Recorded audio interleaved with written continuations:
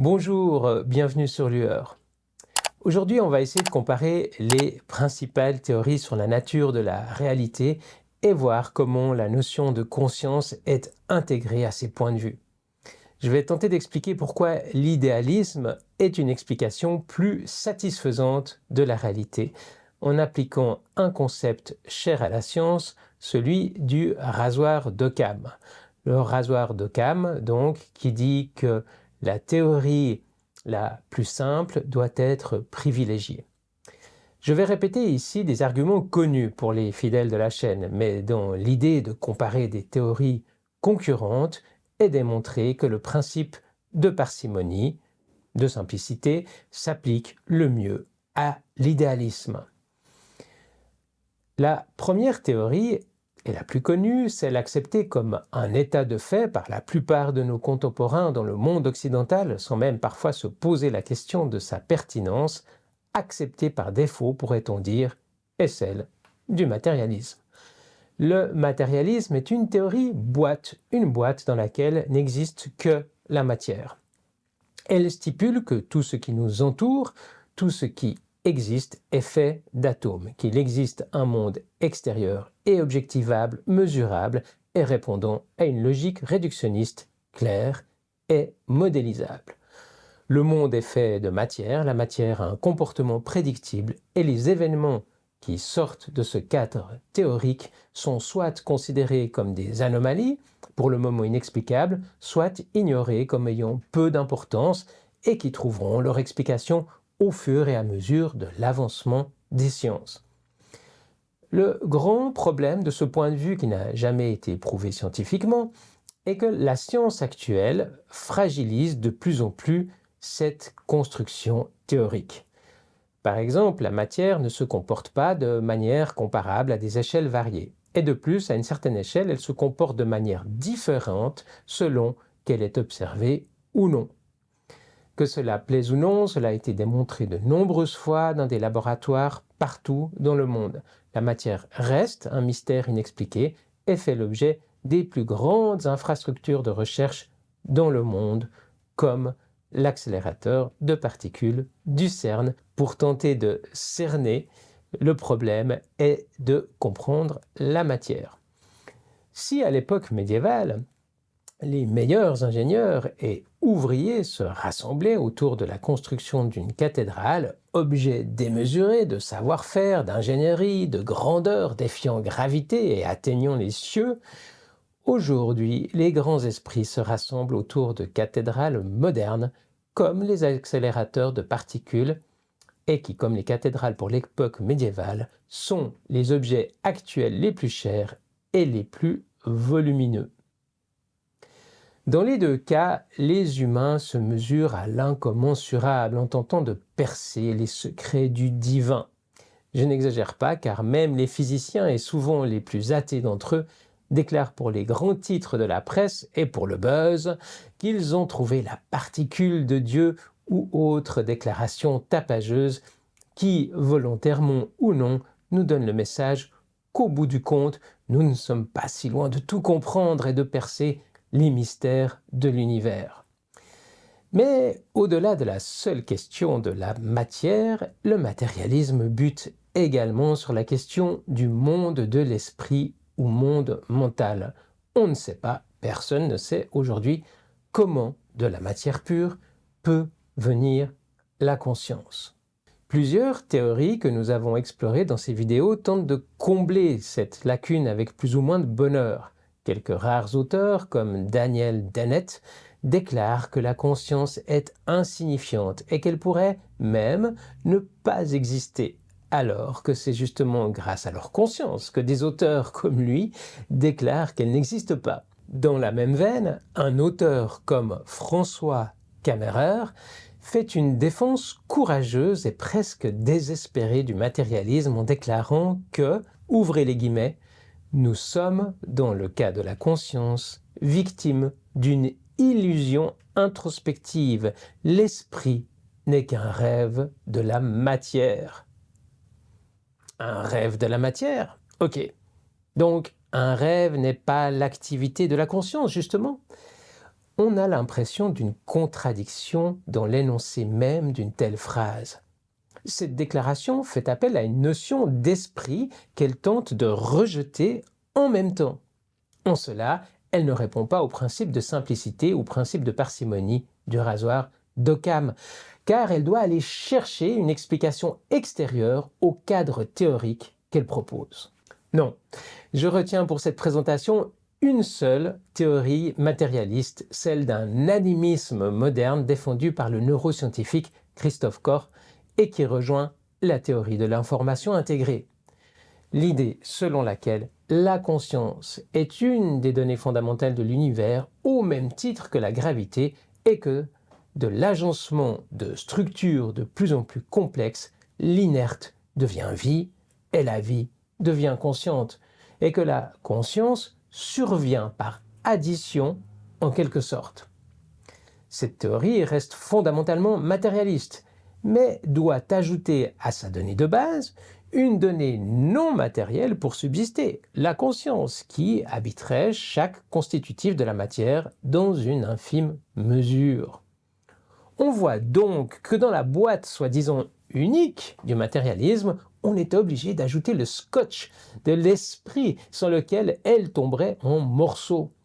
On voit que le matérialisme en tant que tel ne peut pas répondre à la question difficile de la conscience sans violer le principe de parcimonie, ni même, bien évidemment, donner une explication qui tienne la route pour des phénomènes maintes fois observés et documentés tels que les NDE ou EMI. Puis vient le dualisme cher à Descartes qui tente d'expliquer qu'il existe deux entités, l'esprit et la matière. C'est donc un point de vue matérialiste qui assume l'existence de l'esprit comme une donnée aussi importante que la matière, ou un idéalisme qui assume l'existence de la matière comme un alter ego de l'esprit. Les deux fondamentalement indépendants l'un de l'autre. Deux boîtes donc pour définir la réalité. Sauf que ces deux boîtes ont besoin d'une troisième boîte et de scotch pour tenir ensemble. Ou alors de mettre les deux premières boîtes dans une troisième boîte. La troisième boîte qui ne se déclare pas d'emblée et essaie de faire comme si elle n'existait pas, est celle qui permet de lier l'esprit et la matière comme deux entités existantes. Comment opérer le lien entre esprit et matière sans un pont qui joigne les deux? Il faut le sujet expérimentant au centre de cette équation pour pouvoir produire la conscience. Pour illustrer cela, imaginez un homme dans un laboratoire de neurologie, son cerveau scruté par des appareils de pointe et des écrans de projection devant lui. Pour les besoins de l'expérience, on lui fait expérimenter la douleur. Survient évidemment une réponse cérébrale à cette expérience qui sera visible sur l'écran du scanner haute résolution des scientifiques. Quand ceux-ci vont lui dire « Est-ce ça que vous ressentez ?» en montrant une image colorée d'un cerveau avec des zones qui s'allument désignant les neurones réagissant, la personne faisant l'expérience sera bien obligée de dire que non, cette image n'a aucune relation qualitative avec la sensation perçue. Elle est de nature différente et ne traduit en rien le ressenti de cette personne. Il faut donc un sujet qui fasse le lien, et c'est ce lien qui reste inexplicable dans l'état des connaissances actuelles. Il est possible que cette explication soit la bonne et que Descartes ait raison, mais il manque une pièce essentielle à cette explication, et Descartes l'a nommée Dieu. Une nouvelle fois, cette théorie ne fait pas preuve de parcimonie, car elle fait appel à un élément extérieur pour tenir debout. Enfin vient l'idéalisme pour mettre de l'ordre dans tout ça, qui stipule quant à lui qu'il n'existe qu'une seule boîte, l'esprit. Que cela plaise ou non, c'est la proposition qui répond le mieux à l'exigence de parcimonie édictée par Occam au XIVe siècle. Pluralitas non est ponenda sine necessitate, pour être pédant. Les multiples ne doivent pas être utilisés sans nécessité, ou les hypothèses suffisantes les plus simples doivent être préférées, qui est un principe scientifique unanimement accepté comme faisant sens pour élaborer une théorie. Rien ne sert d'aller chercher des morceaux de scotch pour faire tenir une théorie debout. Il faut trouver la manière de construire une théorie qui tienne par elle-même. Rien ne sert d'invoquer Dieu ou de réduire ce qui nous ennuie ou nous dérange au statut de détail négligeable pour ne pas en parler, ce qui revient à cacher les imperfections sous les couches de scotch. L'idéalisme dit qu'il n'existe qu'une seule réalité et que celle-ci est mentale ou d'ordre mental, que l'univers est une pensée en quelque sorte. La matière, ou ce qui nous apparaît comme tel, est de la pensée vue d'une perspective dissociée.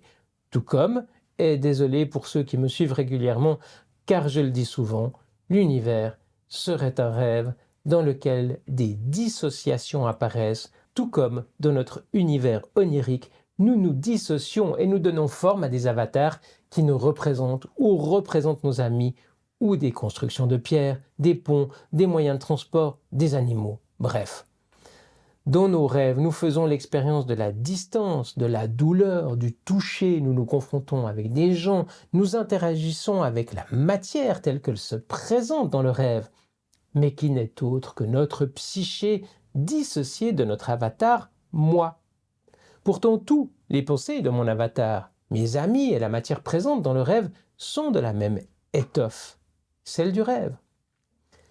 Ou, pour reprendre l'auteur que je citais plus haut, François Kammerer, et pour le contredire directement, en inversant son propos qui disait « L'esprit n'est qu'un rêve de la matière », je dis à mon tour que la matière n'est qu'un rêve de l'esprit.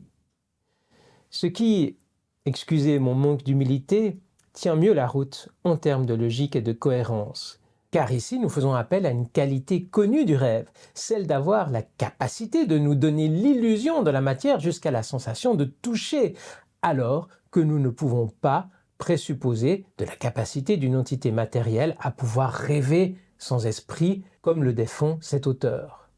Cette explication de la réalité n'a pas besoin de faire recours à une dualité matérielle pour tenir debout. Elle n'a pas besoin de scotch, car selon elle, la matière est de la pensée perçue depuis une perspective dissociée, comme le disent des auteurs comme Donald Hoffman, Bernardo Kastrup ou Rupert Spira.